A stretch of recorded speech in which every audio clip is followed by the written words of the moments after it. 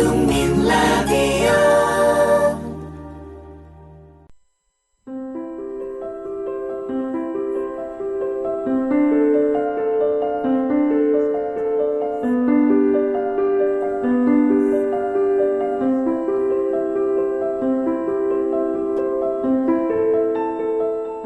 꽃은 반쯤 핀 것을 보고 술은 조금만 취하도록 마시면 이 가운데 참말 아름다운 멋이 있다. 만약 꽃이 활짝 피고 술이 흠씬 취함에 이르면 문득 추악한 지경에 들고마니 가득 찬 곳에 있는 이는 마땅히 생각할지어다. 홍자성의 책은담 한 구절로 문을 여는 오후의 클래식입니다.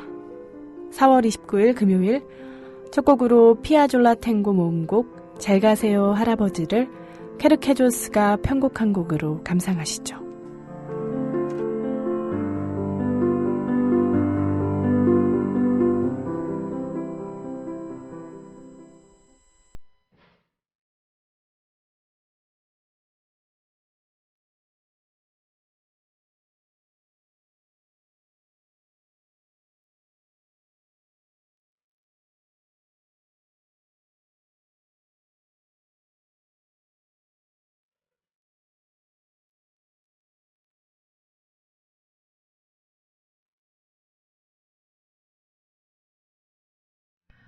여러분 안녕하세요. 오후의 클래식 김일아입니다. 첫 곡으로 피아졸라 탱고 모음곡 잘 가세요 할아버지를 케르케조스가 편곡한 곡으로 들어보셨습니다. 아스토르 피아졸라는 아르헨티나의 반도네온 연주자이자 탱고 작곡가죠. 자신만의 새로운 탱고 스타일을 만들면서 독창적인 아르헨티나 탱고의 시대를 열었습니다. 1992년 5개의 탱고 센세이션을 발표해서 세계적인 반향을 불러일으키며 탱고의 황제로 불렸습니다. 1921년 3월 11일 부에노스아이레스주 마르델 플라타에서 이발사 아버지와 재봉사 어머니 사이에서 태어났습니다. 1925년 가족과 함께 미국 뉴욕으로 이주해 10살 때 아버지가 사다 준 반도네온을 연주하면서 음악과 첫 인연을 맺었습니다. 이후 각종 라디오 연주에 출연해서 반도네온으로 고전 음악을 연주했고 피아니스트 윌다에게 피아노를 배웠습니다. 같은 해 우연히 탱고 가수이자 작곡가인 가르델의 눈에 띄어 그가 만든 영화의 신문파리 역으로 출연해 직접 연주를 하기도 했습니다. 1955년에는 부에노스아이레스로 가서 밴드를 결성하고 작곡과 연주에 힘쓰던 중 전통적인 탱고 음악의 식상에 새로운 돌파구를 찾기 위해 58년 뉴욕으로 건너갔습니다. 그러나 여기에서 주목을 받지 못하고 다시 부에노스아이레스로 돌아와 오중주단을 결성했습니다. 바로 이때부터 피아졸라는 자신의 탱고를 새로운 탱고, 즉 누에보 탱고라고 부르면서 기존의 탱고와는 다른 독창적인 아르헨티나 탱고의 시대를 열었습니다. 1974년 유럽으로 건너가서 뉴욕, 도쿄 등 세계 각국을 오가면서 자신의 음악을 널리 알렸습니다.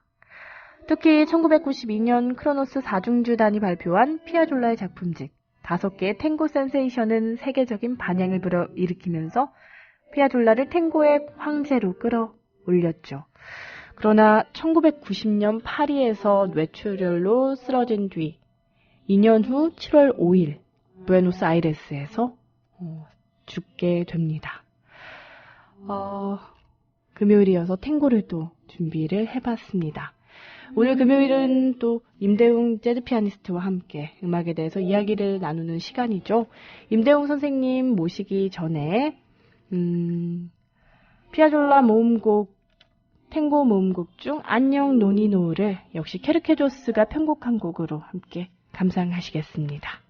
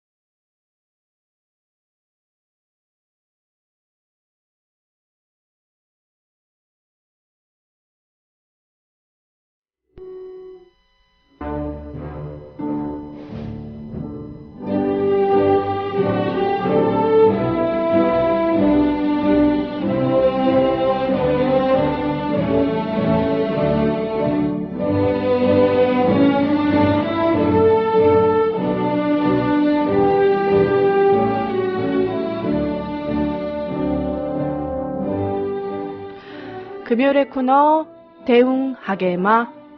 오늘도 임대웅 작곡가 겸 재즈 피아니스트 모시고 음악 이야기 나눠보겠습니다. 선생님 안녕하세요. 네, 안녕하세요. 네, 안녕하세요. 선생님 오늘 컨디션은 괜찮으신가요? 네, 좋습니다. 아우, 다행입니다. 오늘 그리고 좀 요즘 날씨가 봄보다는 여름을 향해 가고 있다는 생각이 많이 들어요. 아직 5월도 되지 않았는데 벌써부터 여름 날씨 같다는 말 많이 듣죠? 네. 저도 이 오후에 나가보면 초여름 같다는 느낌을 좀 받아요. 참 이게 봄이라는 말이 무색할 정도로 네. 더위가 빨리 찾아왔죠. 아무리 덥더라도 짜증보다는 시원한 아이스크림 하나로 기분 좋은 그런 오후가 됐으면 좋겠습니다. 네. 그리고 덥다 하면 정말 더워지잖아요. 네. 덥다는 말은 짜증을 부르기도 하고요. 오늘은 행복하다라는 말을 3번 외쳐보는 건 어떨까요? 실례지만 이렇게 읽으시면서 자꾸 곁눈질로 어딜 보시는 거죠? 그 말의 힘은 그만큼 대단하죠. 네. 네, 알겠습니다. 우리 바보은주 김은주님이 오늘은 점심 먹고도 안 졸리네요. 방송 잘 듣겠습니다 하셨어요. 네. 근데 사실 원래 이 시간이 항상 졸리다 이런 얘기 많이 하는데 우리 임대웅 선생님께서 저번 시간에 클래식 들을 때 좀 안 졸릴 수 있는 방법들 알려주셨잖아요. 맞아요. 한 가지만 또 소개 한번 해주시겠어요? 지난주에 여러 가지 방법, 그리고 또 아주 조용한 공연장에서도 써먹을 수 있는 방법들 알려드렸는데, 저는 가장 좋은 방법, 스페인에서 하는 거죠. 한낮, 대낮에 낮잠. 네, 그 방법. 그냥 주무십시오. 그냥 졸릴 때는 자라. 한 10분만 자도, 네. 확 회복이 됩니다. 방법이 없어요. 네, 정말. 졸릴 때는 자라. 네, 알겠습니다. 시에스타를 좀 즐겨보시기 바랍니다. 시에스타요. 네, 그리고 엘비스333님도 꼭 들어야 하겠기에 왔습니다. 라고 바빠서 듣기 모드로만 이렇게 남겨주셨네요. 네, 잘 오셨습니다. 네. 로니님도 오셨네요. 저도 듣고 있어요. 전 바빠서 졸릴 새가 없어요. 하셨어요. 우와, 우리 로니님은 정말, 아유. 네, 힘이 넘치세요. 맞아요. 그래도 좀 쉬엄쉬엄 하시기 바랍니다. 그리고 피에스타 꼭 즐기실 네. 시간을 시에스타. 시에스타 피에스타는 아니죠. 네. 시에스타 꼭 즐기실 그런 시간을 마련하시기 바랍니다. 오늘은 또 선생님 어떤 이야기 함께 해볼까요? 오늘은 조금 미스테리한 이야기를 해드리려고 해요. 미스테리하니까 바흐가 아닌가요? 네. 그 어떤 음악가의 하이든. 맞다. 하이든의 목 사건이 생각나네요. 네. 오늘도 날씨가 이제 여름에 가까워지는데요. 아직 여름도 되지 않았지만 미스테리한. 그렇다고 무서운 이야기는 아니에요. 좀 흥미로운 이야기 들고 왔습니다. 네. 누구나 아는 멜로디의 클래식 음악이 있습니다. 하루에도 여러 번 듣습니다. 누구나 여러 번 듣습니다. 자동차가 후진할 때 이 음악이 흘러나옵니다. 어떤 음악이죠? 띠리리리리리리리리. 니나니노니 고질라다. 초등학교 때. 네, 초등학교 아이들은 또 그런 네. 노래로 친숙하죠. 버스 누를 때 나오는 소리죠. 맞아요. 어디서든 이 멜로디는 진짜 듣지 않으려고 그래도 하루에도 몇 번은 듣는 그 멜로디. 바로 어떤 곡이죠? 엘리제를 위하여죠. 네, 베토벤의 엘리제를 위하여죠. 네. 이 멜로디만큼 친숙한 클래식 곡이 있을까요? 그런데 이 제목, 엘리제를 위하여라는 제목이잖아요. 네. 한국인들에게 가장 사랑받고 있는 멜로디. 근데 이 엘리제는 누굴까요? 제가 추측하건대 분명히 러빙, 네. 사랑하는 대상, 그렇죠. 여인이 아닐까. 베토벤의 불멸의 연인이겠죠. 네. 그렇지만 이 엘리제는 누구인지 아직 밝혀지지가 않았다고 합니다. 미궁 속이네요. 네. 우선 엘리제를 위하여의 작곡가 베토벤이죠. 네. 베토벤의 풀네임 아시나요? 베토벤. 네, 루드위 반 베토벤이죠. 베토벤, 네. 맞아요. 그는 1770년 독일의 도시 본에서 태어났죠. 네. 그리고 1827년에 생을 마감했습니다. 57세의 나이로 생을 마감했죠. 지금도 오스트리아의 국립묘지에 가면 그의 무덤이 있고요. 그리고 음악 활동을 하면서 이제 곡을 만들었던 생가, 그리고 청각을 잃은 뒤에 작성한 유서 등이 이제 그 오스트리아 비엔나 곳곳에서 이렇게 만나볼 수가 있어요.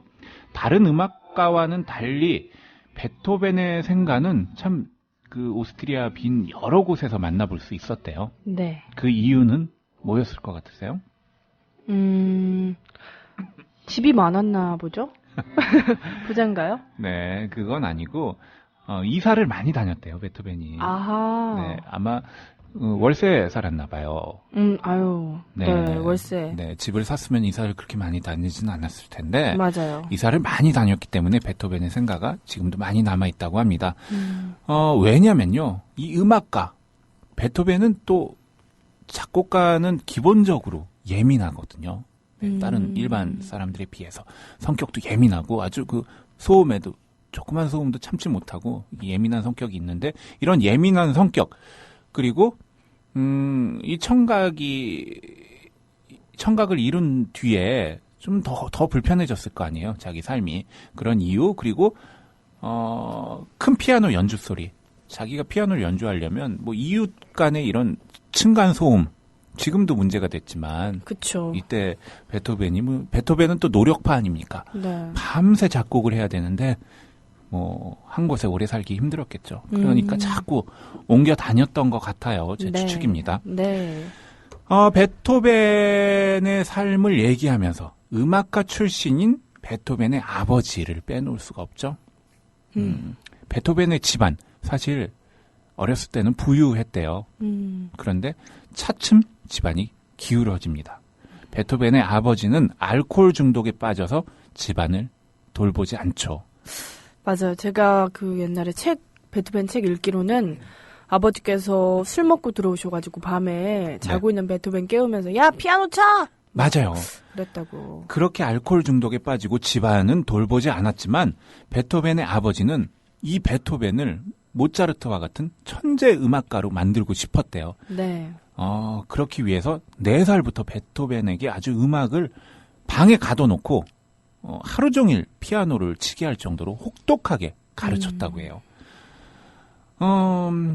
그렇게 성장한 베토벤, 음악의 중심 빈에서 모차르트를 만나게 되죠. 네. 베토벤의 즉흥 연주를 들은 모차르트는 베토벤 그 주위 사람들에게 이렇게 얘기했다고 해요. 뭐라고 했죠? 저 젊은이를 잘 지켜보게나 머지않아 저 젊은이가 세상을 놀라게 할 테니까. 오. 천재는 천재를 알아본 거죠. 인정받았네요. 네. 와. 베토벤의 작품 초기에는 이제 괴테, 섹스피어, 실러, 칸트 등의 그런 예술과 사상, 그리고 프랑스 혁명의 이념에 깊은 영향을 받았어요. 그런 베토벤이 이제 22살 때 이 독일의 본을 방문한 하이든에게 인정을 받습니다. 네. 그리고 그해 가을에 이제 하이든이 있는 오스트리아 빈으로 가서 하이든에게 레슨도 받습니다. 그 당시에 작곡한 곡이 비창 소나타예요. 오. 비창 소나타 아시죠? 네, 그럼요. 한번 입으로 해보시죠. 1악장은 뚱 이렇게 시작하고 3악장은 따따따따따다다다 이러거죠. 네, 그렇죠. 단단단단단단단단단 따단. 그건 월광이죠. 네, 월광이죠. 네. 네, 2800년도에 베토벤은 이제 난청 증세를 보이기 시작해요. 네. 병이 깊어지자 이제 그 하일리겐 슈타트라는 이 독일의 시골 마을로 베토벤이 갑니다. 요양을 하러요. 근데 이곳에서 자신의 죽음을 결심하게 됩니다. 그래서 그 작성한 유서가 바로 하일리겐 슈타트 유서죠. 그러나 이제 삶에 대한 의지가 베토벤은 또 강했어요. 그래서 이 난관을 극복하고 이 당시에 작곡한 음악들이 바로 심포니 영웅, 운명, 그리고 피아노 소나타, 발트슈타인 이런 아주 힘이 넘치는 네. 자신만의 그 작품을 작곡하게 됩니다. 죽음을 앞두고도 이렇게 힘이 넘치고 이런 음악을 작곡한 베토벤 정말 대단하다고 할 수가 있겠죠. 네, 진짜 제가 힘만큼은 또 어디에서 지지를 않아가지고 네. 어릴 때 피아노 학원 다니면서 피아노 건반을 많이 부셔 먹었어요. 건반을 부셨다. 그래서 학원 선생님께서 저한테 베토벤이라고. 아. 조금은 다른 뜻일 수도 있을 것 같은데. 저도 귀가 좀 이게 이어폰을 많이 껴서 그런지 남의 말 잘 못 들어요. 아, 예, 맞아요. 네, 그래서 귀가 잘 안 들린다고 막 이렇게 느껴지면 사람들이 저보고 베토벤이라고. 네, 베토벤이 귀가 멀었다고. 좀 두 베토벤이 이야기를 하고 있네요. 뭐 이런 말도 듣긴 합니다. 네. 베토벤이 이제 49살이 되자 청각을 완전히 잃어요. 완전히 잃다고요? 완전히 잃었어요. 그래서 의사소통이 불가능해졌죠. 그럼 이렇게. 뭐 수화를 이용했나요? 아마 그렇게 했겠죠. 음악가, 피아니스트, 작곡가가 청각을 진짜? 잃는다? 상상할 수 있을까요? 정말 상상하기 끔찍한 일이죠. 네, 정말 더 이상 연주도 할 수 없게 된 베토벤. 그렇죠. 작곡에 더욱 힘을 기울이게 됩니다. 오직 자신의 마음속에 있는 그 소리로만 가지고요. 그래서 산책도 하고 악상 떠올리고 스케치북에 이렇게 악보를 적어 나가요. 모차르트는 지난번에도 얘기했지만 곡을 척척척척 쓰고 수정을 거의 하지 않아요. 네. 천재. 제가 인류의 가장 뛰어난 천재 한 명을 꼽자면 저는 모차르트를 꼽는다고 말했잖아요. 이런 네. 모차르트와는 달리 베토벤은 한 곡을 수천 번을 수정을 해요. 그 베토벤의 그 악보는 아무도 알아볼 수가 없어요. 완전 지우개로 지웠다 썼다 지웠다 썼다 너덜너덜한 그런 악보거든요. 네. 완전 베토벤과 모차르트는 전혀 다른 차원이죠. 그렇기 때문에 곡 완성하는데도 시간이 오래 걸렸죠. 이제 마지막에 병상에서 끝내 병을 회복하지 못하고 1827년 3월에 57살의 나이로 세상을 떠나게 됩니다. 베토벤의 장례식이 세상을 떠난 지 3일 뒤에 치러지는데요. 29일 동안 장례식이 거행됐는데 이 장례식에 참여한 조문객이 무려 2만 명이 넘는데요. 근데 29일 동안 장례를 한 건 어떤 이유에서? 29제. 네. 정말 많은 조문객들이 왔다 갔다 했네요. 네, 그렇습니다. 이 베토벤의 엘리제를 위하여를 초반에 얘기했잖아요. 네. 이렇게 베토벤이 죽고 난 후 베토벤의 유품을 정리해야 되잖아요. 유품을 정리하던 비서 안톤 신들러가 이 베토벤의 유서와 함께 3통의 편지를 발견하게 됩니다. 3통의 편지요? 네. 연애 편지라도 됐나요? 바로 그겁니다. 오. 그 3통의 편지를 발견하고 이 비서 안톤 신들러는 혼란에 휩싸입니다. 왜요? 이 편지가 바로 불멸의 연인한테 보내는 편지였죠. 그러면 베토벤은 누구랑 연인 관계다 이런 걸 얘기를 잘 안 했나 봐요. 베토벤이 사실상 연인이 많았어요. 네? 연인이 많았지만 그 누구도 오래가지 못했습니다. 이 마지막 죽기 전에 발견한 붙이지 못한 편지, 3통의 편지. 이 3통의 편지는 애절한 사랑의 속삭임으로 가득했습니다. 편지 내용은요. 즉 불멸의 연인이 누군가 누굴까 이 편지를 보고 다들 궁금해했겠죠. 네. 이 발송되지 못한 그 편지들은 베토벤이 죽기 전에 요양차 간 테플리츠에서 쓴 것이며 이 베토벤의 비서 신들러는 이 편지의 주인공이죠.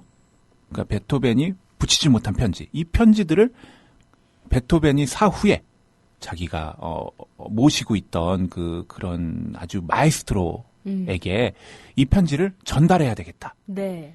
이게 자신이 죽은 사람에 대한 마지막 예의라고 생각했겠죠. 그렇기 때문에 이 편지의 주인을 찾아 나섭니다.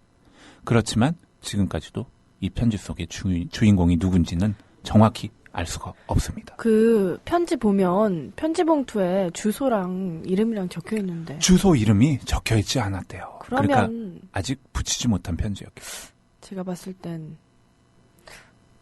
가상의 인물이 아닐까. 그런 추측도 나오고 여러 가지 설이 있습니다. 이 편지 내용 일부를 제가 읽어드릴게요. 편지에 이렇게 쓰여 있었습니다. 7월 6일 아침에 쓴 편지인데요. 나의 사랑, 나의 모든 것, 나의 분신이여. 그대는 내 것이 아니고 나 역시 그대의 것이 아니라고 어찌 얘기할 수 있겠어. 그리고 그날 바로 저녁에 쓴 편지입니다. 오, 내가 어디에 있건 당신은 나와 함께 있다오. 난 스스로에게 말을 건네고 당신에게 속삭인다오. 아, 당신이 없는 삶이란 도저히 상상도 할 수 없다오. 아주 정말 사랑에 대한 그 애절한 마음에서 나온 편지죠. 여기 정답이 있네요, 선생님. 네. 두 번째 편지 보시면 난 스스로에게 말을 건네고 당신에게 속삭인다. 네. 스스로에게 건네고 그게 곧 당신이다. 스스로가 당신이다. 내가 연인이다. 아, 나한테 쓴 편지다. 네. 뭐 이렇게 해석할 수도 있겠지만 네. 또 세 번째 편지를 보면 이렇게 써 있습니다. 네. 아직 침대에 누워있는 동안에도 나의 마음은 그대, 불멸의 연인에게로 향하고 있어.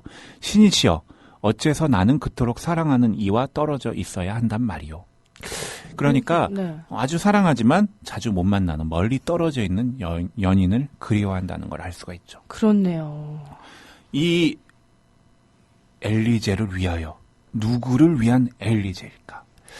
지금까지도 우리에게 가장 많이 사랑받고 있는 베토벤의 곡 엘리제를 위하여, 죽고 나서 발견한 악보에서 시작이 됩니다. 그러니까 베토벤 살아생전에는 이 엘리제를 위하여가 발표되지가 않았어요. 아, 모든 명곡과 네. 명화는 항상 죽은 후에 이렇게 사람들을 그렇죠. 통해서 나타나네요. 그러니까 영영 이 곡이 잊혀질 수도 있었겠죠. 우리 인류에. 근데 정말. 죽고 나서 베토벤이 세상을 떠난 지 40년 동안이나도 이 곡의 존재 자체를 몰랐습니다. 존재는 알았겠지만 출판이 되진 않았어요. 네. 근데 독일의 음악학자 루드비 노르이 이 음악 원본을 베토벤의 그런 유품 중에서 발견을 한 거예요. 이 악보를요. 그러고 보니까 이 악보가 1810년 4월 27일 날 작곡한 거구나. 이렇게 거기 악보에 써 있었대요. 그래서 이를 출판을 하게 되고요. 그러니까 베토벤이 죽은 뒤 한 50년 이후에 이 엘리제를 위하여가 출판이 되는 거죠. 그렇지만 베토벤의 작필 악보는 현재는 찾아볼 수가 없대요. 요즘 우리가 흔히 듣고 있는 그런 띠리리리리리리 바라람 바라라람 바라라람 니노기 똥밟았네. 네, 이거는요. 그 루드비 놀이 편곡한 초기 버전이라고 합니다. 네. 그렇구나. 어쨌든 루드비 볼이 이제 뭐 친구 집에 놀러 갔다가 네. 우연히 발견된 이 악보 베토벤의 엘리제를 위하여 원곡 한번 일단 듣고 올까요? 네, 이영주 씨의 연주로 감상하시겠습니다.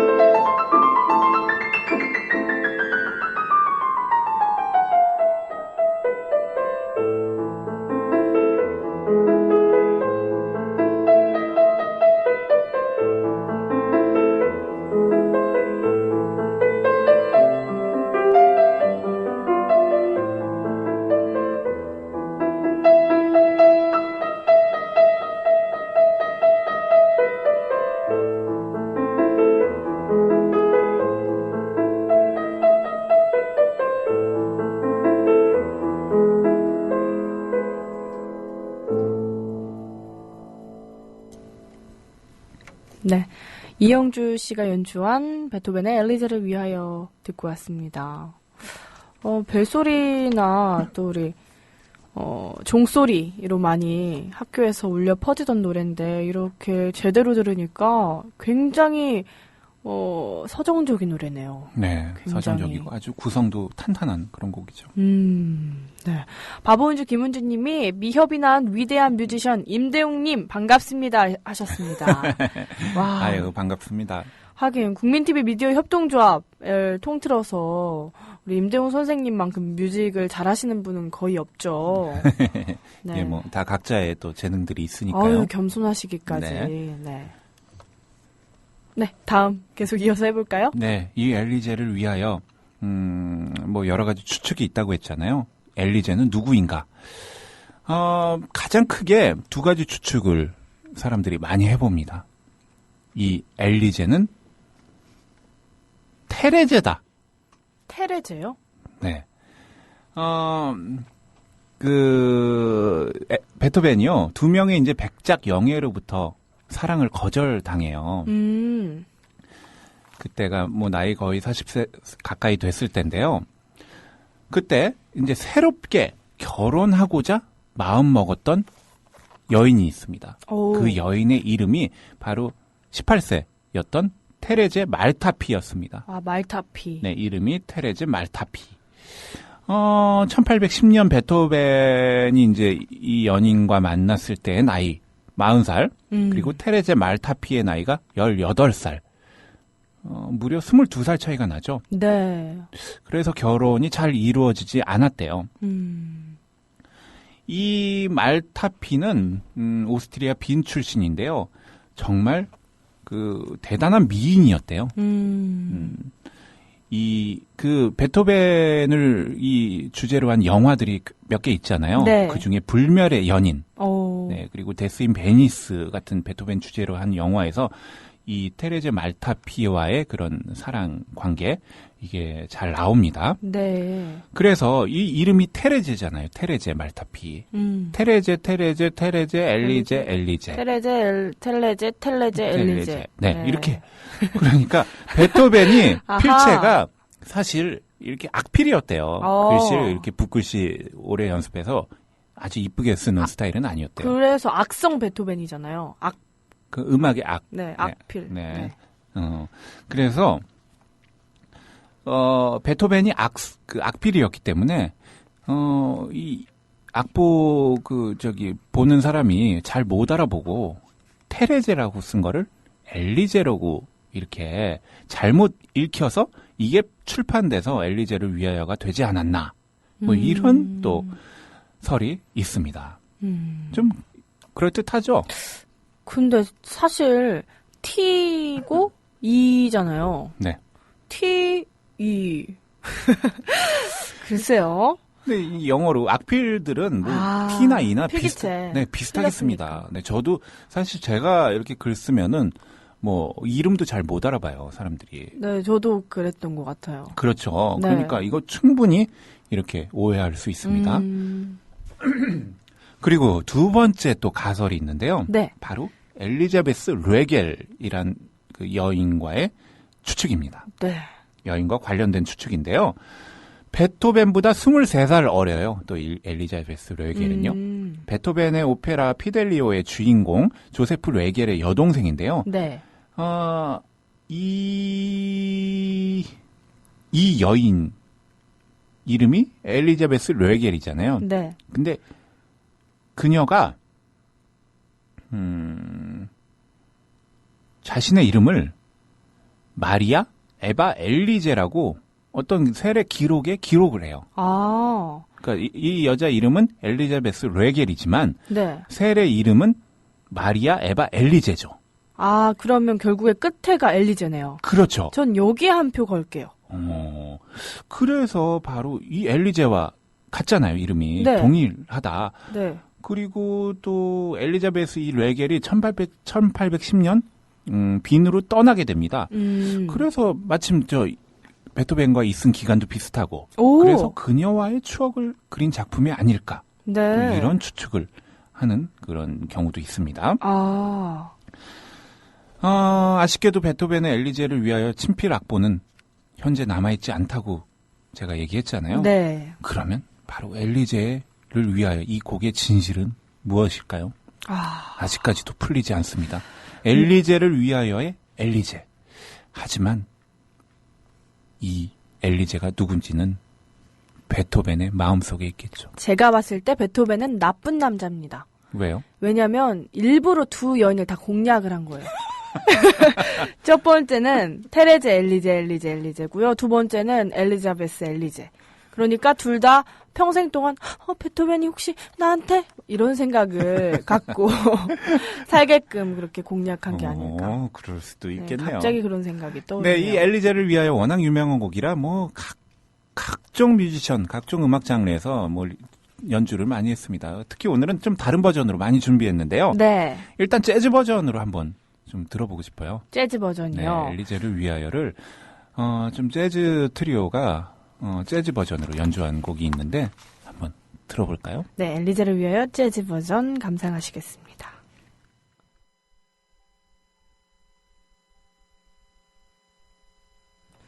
네. 네. 갑자기 재즈 버전이 안 틀어지는데요. 그 막간을 이용해서 엘비스 333님이 하신 말씀을 좀 읊어드리면 좋을 것 같네요. 엘비스 333님이 22살 차이 나는데 결혼하면 도둑놈이죠. 상습이네요, 이번에는 23살.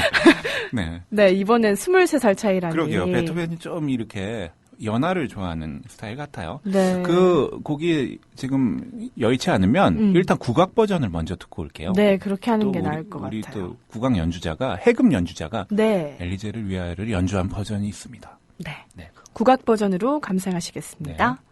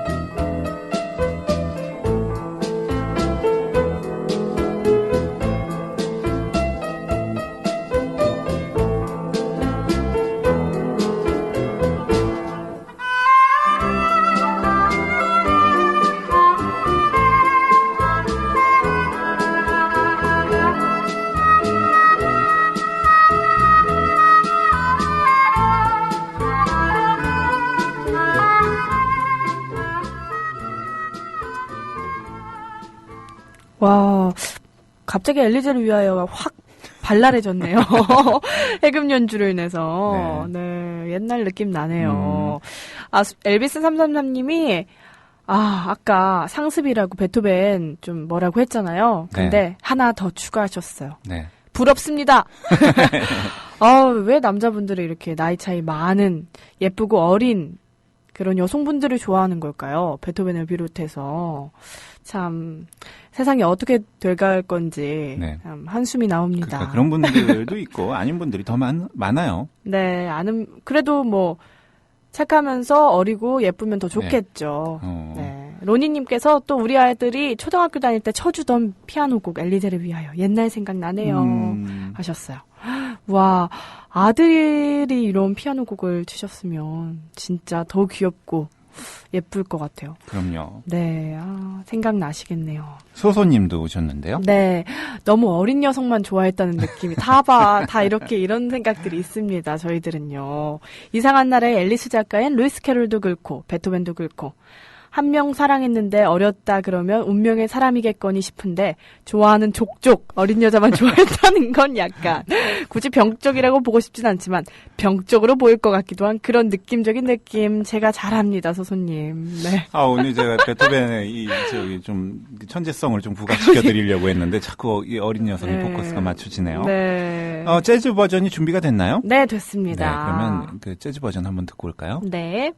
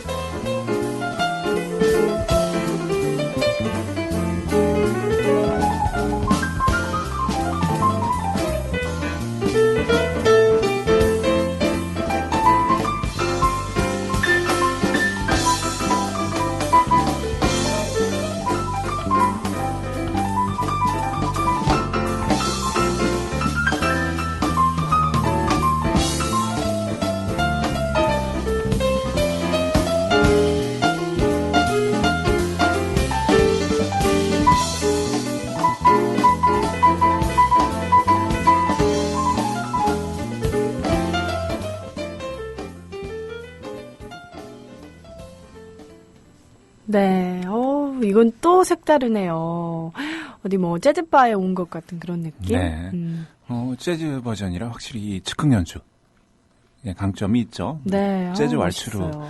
이렇게 편곡을 해서 연주를 했군요. 네. 이번에는 또 네. 블루스 아시나요? 아, 블루스 중에서도 이제 락 블루스, 기타가 중심이 되는 락 블루스로 연주한 버전이 있더라고요. 네. 이것도 한번 들어보고 싶네요. 네.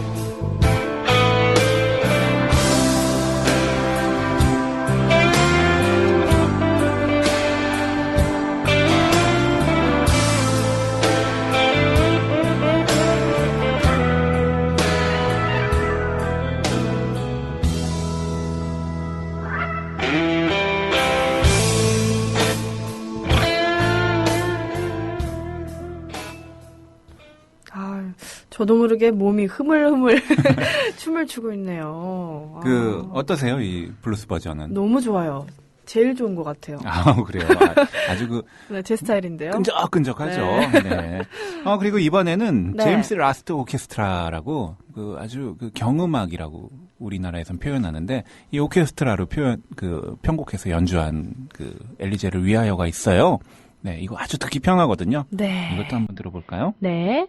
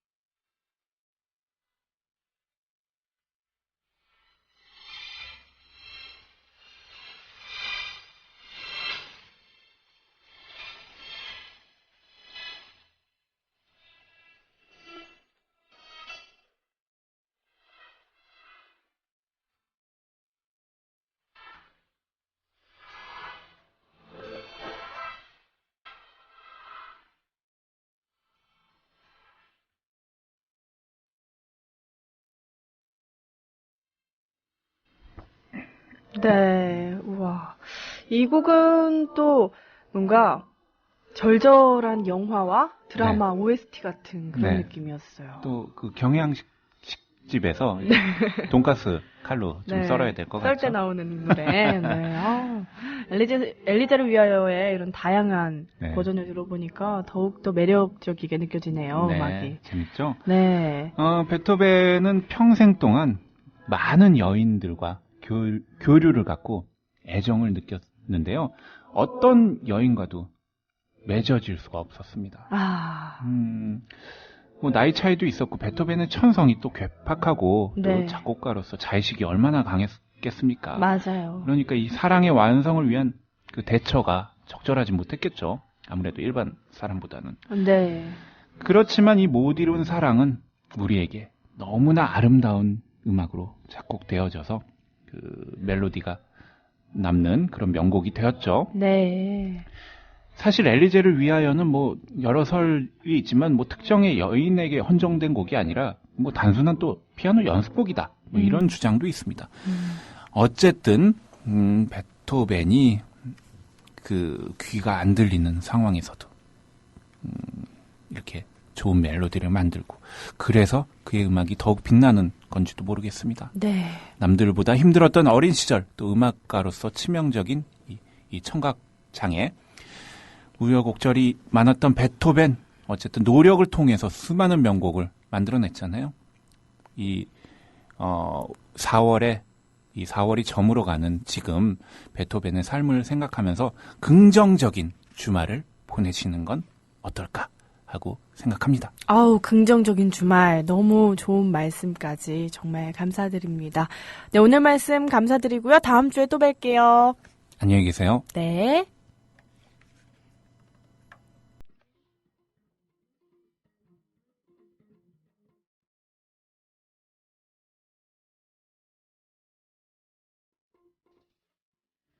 네, 오늘의 마지막 마무리는 엘비스 333님이 해주셨네요. 베토벤 같은 훌륭한 사람이 되고 싶습니다. 역시 음악은 베토벤이죠. 여러분 주말 잘 보내시고요. 저랑은 월요일 오후 2시에 다시 뵙겠습니다. 지금까지 오후의 클래식의 김일아였습니다.